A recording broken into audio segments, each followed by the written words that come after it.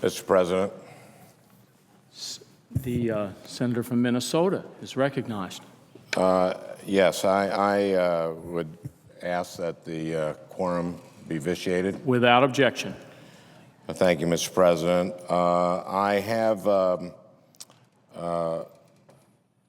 offered two amendments. I have filed two amendments I'd like to offer at some time, but I'd like to talk to them now. I am strongly opposed to the detention provisions in the defense bill before us, and I'm disappointed that Senator Udall's amendment did not pass. Taken together, sections 1031 and 1032 would fundamentally alter how we investigate, arrest, and detain individuals suspected of terrorism. When I say Senator Udall, I mean the other Senator Udall, Mr. President. Before I get into the details of why I oppose these detainee provisions, I think it's important to recognize that September 11th irrevocably and unalterably changed our lives. I was in Minnesota that terrible day. A number of Minnesotans died in the towers, in the air, and at the Pentagon. In New York, in the months following the attacks, I attended the funerals of brave firefighters and law enforcement officers who sacrificed their lives to help rescue folks from the towers. I can't shake those images from my mind. I'm guessing, like many of you, I won't ever be able to erase the horrors of September 11th from my mind. September 11th reminded us that we are vulnerable and that we are fighting an unusual enemy. It forced us to reassess our approach to counterterrorism, and it forced us to redouble our efforts to track down people aimed to do us harm. But it is exactly in these difficult moments, in these periods of war, when our country is under attack, when we must be doubly vigilant about protecting what makes us Americans. The founders who crafted our Constitution and Bill of Rights were careful to draft a Constitution of limited powers, one that would protect Americans' freedom and liberty at all times, both in war and in peace. Today, as we contemplate fundamentally altering the criminal justice system our founders developed in order to create a military detention system, a system that would permit the indefinite detention of U.S. citizens and lawful residents of the United States for acts committed here in the United States, I think it is important to pause and remember some of the mistakes that this country has made when we have been fearful of enemy attack. Most notably, we made a grave and indefensible mistake during World War II when President Roosevelt ordered the incarceration of more than 110,000 people of Japanese origin, as well as approximately 11,000 German Americans and 3,000 Italian Americans. There is a memorial right across the street from the Capitol that should remind us all of this terrible mistake. In 1971, President Richard Nixon signed into law the Non-Detention Act to make sure that the U.S. government would never subject any Americans to the unnecessary and unjustifiable imprisonment that so many Japanese Americans, German Americans, and Italian Americans had to endure. It wasn't until 1988, 46 years after the internment, that President Reagan signed the Civil Liberties Act, that the government formally acknowledged and apologized for grave injustice, the grave injustice that was done to citizens and permanent residents of Japanese ancestry.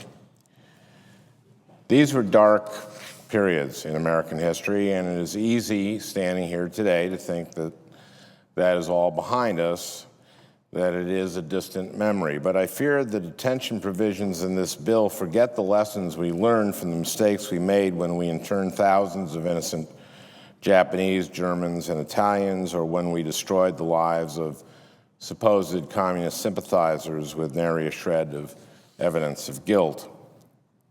In the weeks following September 11th, the Justice Department made extraordinary use of its powers to arrest and detain individuals. We arrested hundreds of people for alleged immigration violations and dozens more under a material witness statute. None of these individuals were charged with a crime. And all of this happened without the military detention scheme envisioned in this bill. This was also a mistake and one that should not be repeated. But if we pass the defense authorization with Section 1031, Congress will, according to the arguments that were made on the floor last week, for the first time in 60 years, authorize the indefinite detention of U.S. citizens without trial, without charge, and without trial.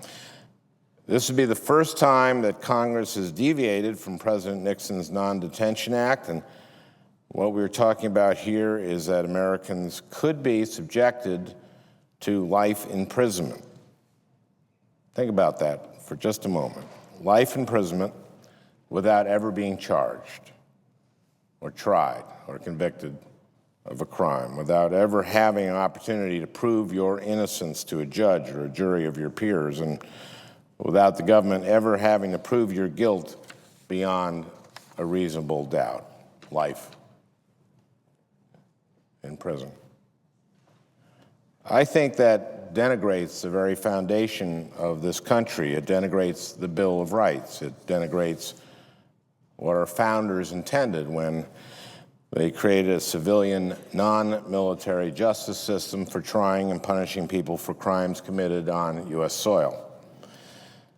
Our founders were fearful of the military, and they purposely created a system of checks and balances to ensure that we did not become a country under military rule. And if this bill passes, the Supreme Court should find these detention provisions unconstitutional. But let's put that aside for now and focus on what we are currently doing right to fight terrorism, because we are doing a heck of a lot of great things when it comes to our national security. I think we actually need to remember that. And we need to remember that we are winning the fight against terrorists without trampling on our constitutional rights. Just last May, under the tremendous leadership of President Obama and Secretary Panetta, then head of the CIA, we hunted down and killed Osama bin Laden. A few days ago, the Washington Post reported that the Al-Qaeda core has contracted and weakened since then, and its leadership ranks have been reduced to 2 members. To be sure, that does not mean that Al-Qaeda is no longer a threat, particularly coming from groups outside of its core, but it's a remarkable achievement nevertheless. Our current counterterrorism strategy is not broken. Indeed, just the opposite is true. We are winning the war against Al-Qaeda. There is no indication, none, that we need to fundamentally alter our approach to locating terrorists here or overseas. Under Director Mueller's leadership, the FBI has turned itself inside out, and over the last 10 years since September 11th, it has become an intelligence-gathering counterterrorism machine. I can't say that I have always agreed 100% with 100% of the FBI's tactics, and there are times when I worry that they may be overstepping. But make no mistake, if our goal is hunting down the bad guys, the FBI knows what they're doing. There is no reason to think we need to change course and create an entirely new system that would completely supplant the resources and expertise of the FBI. For those who would argue that we need to shift these people out of our civilian criminal justice system and away from Article III courts and into a military system, I just have to ask, why? Where is the sign that we have a problem that needs fixing? There is no reason to think we need to create an entirely different framework for a problem we have been dealing with for centuries. This enemy is not so different that we need to upend our criminal justice system.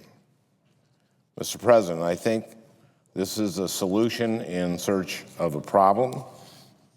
There is no need to go down this path. We should be focused on doing what is best for this nation and what is best for protecting Americans. We should be working together on this, not coming up with additional ways to divide and polarize this country. That's why when the Secretary of Defense, the Director of National Intelligence, and the Director of the FBI expressed serious concerns about these provisions, and when the President's top counterterrorism advisor, John Brennan, complains that these provisions will make it even harder for them to locate and detain terrorists in the United States and overseas, we should probably listen to them. Section 1031 runs the risk of authorizing the indefinite detention without trial of Americans. Section 1032 is unnecessary and complicates our counterterrorism policy. They're bad policy. In short, these provisions should not be passed. They are not well-considered counterterrorism policy, and they would authorize poorly understood and deeply troubling policies. That's why I've put forward amendments that would strike each of these two sections.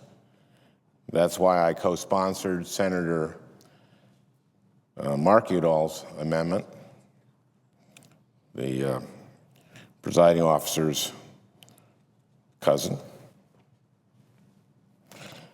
That's why I co-sponsored his amendment and be happy to co-sponsor amendments from the presiding officer as well. But that's why I sponsored his Mark Udall's amendment that would have sent these matters back to the administration and the relevant committees of Congress for the full consideration, discussion, and the debate that they deserve.